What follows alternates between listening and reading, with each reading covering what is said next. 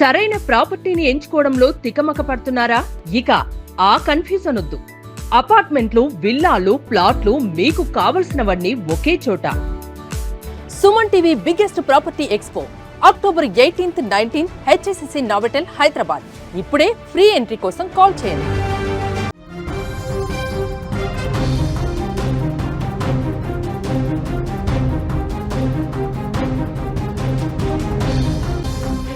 పాక్ పై ఆఫ్ఘన్ మాజీ ఎంపీ తీవ్ర వ్యాఖ్యలు చేశారు. ఈ న్యూస్ చూసే ముందు ఒక బిగ్ అప్డేట్ చూద్దాం.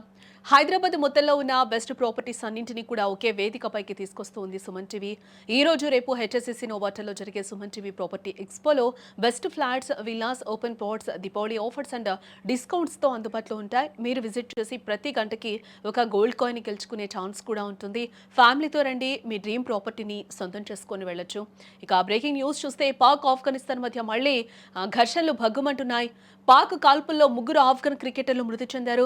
పాక్ పై ఆఫ్ఘన్ మాజీ ఎంపీ తీవ్ర వ్యాఖ్యలు చేశారు. ఈ సందర్భంగా మీరు రగిలించిన నిప్పు మీ ఇంటినే కాలుస్తోందంటూ కూడా ఆఫ్ఘన్ మాజీ మంత్రి ఫైర్ అవుతూ ఉన్నారు. మునీర్, నువ్వు ఎగదోస్తున్న ఉగ్రవాదం నిన్నే దహిస్తుంది అంటూ కూడా ఆగ్రహం వ్యక్తం చేస్తూ ఉన్నారు. పాకిస్తాన్, ఆఫ్ఘనిస్తాన్ మధ్య మళ్లీ ఘర్షణలు భగ్గుమంటూ ఉన్నాయి. ఆఫ్ఘన్లోని పాక్టికా ప్రావిన్స్ పై పాక్ వైమానిక దాడులకు పాల్పడింది. ఈ ఘటనలో 3 యువ క్రికెటర్లు సహా పలువురు మృతి చెందారు. ఈ క్రమంలో పాక్ ఆర్మీ చీఫ్ అసీం మునీర్ పై ఆఫ్ఘన్ మాజీ ఎంపీ తీవ్ర స్థాయిలో విరుచుకుపడ్డారు. మునీర్ ఎగుదొస్తున్న ఉగ్రవాదం అనే మంట ఆయన ఇంటినే కాల్ చేస్తుందంటూ కూడా ఈ సందర్భంగా వ్యాఖ్యానించారు. తాజా దాడులపై ఆఫ్ఘన్ మాజీ ఎంపీ మరియం సోలైమాంఖిల్ ఆగ్రహం వ్యక్తం చేస్తూ ఉన్నారు. పాక్ది పిరికి చర్య అంటూ కూడా దాడులను తీవ్రంగా ఖండించారు.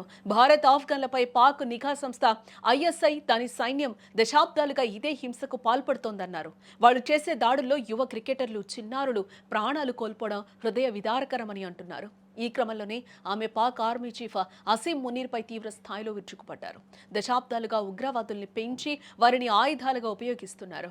మీరు ఎగదోసిన మంటే మీ సొంత ఇంటిని కాల్చేస్తుందంటూ కూడా గుర్తుపెట్టుకోండి ఆమె వార్నింగ్ ఇచ్చారు. ఈ సందర్భంగా ఇక ఆఫ్ఘన్కు భారత్ మద్దతును ఆమె ప్రశంసించారు.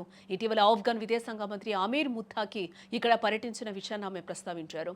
భారత్కు ఆఫ్ఘన్ దగ్గరవటాన్ని పాక్ సహించలేకపోతుందని కూడా విమర్శించారు. మా ఇరు దేశాల మధ్య శాంతిని చూడలేకపోతుందని కూడా ఆమె ఎద్దేవా చేశారు. ఈ సందర్భంగా తీవ్రవాద భావజాలానికి వ్యతిరేకంగా భారత్, ఆఫ్ఘన్ల మధ్య బలమైన సహకారం ఉండాలని ఆమె పిలుపునిచ్చారు. నిన్న అర్ధరాత్రి ఆఫ్ఘన్ పై పాక్ వైమానిక దాడులకు పాల్పడింది. ఈ ఘటనలో 10 మంది మృతి చెందినట్లుగా కూడా తెలుస్తోంది. ఇందులో 3 క్రికెటర్లు ఉన్నారు.